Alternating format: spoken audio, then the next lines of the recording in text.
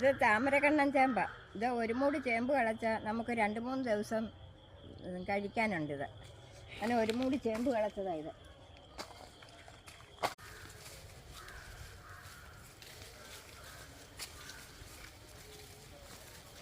കഴിഞ്ഞ വർഷം നട്ട ചേമ്പ ഈ വർഷം നമ്മൾ തടം വെട്ടി നടാൻ പോവുക. ഇത്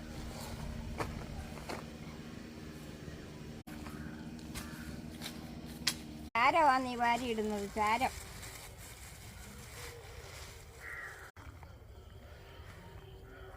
ആദ്യമേ തറ നല്ലതുപോലെ കിളച്ചിട്ട് പോച്ച ഉറക്കി കളഞ്ഞിട്ട് വാരം പിടിച്ച് തടം വെട്ടണം.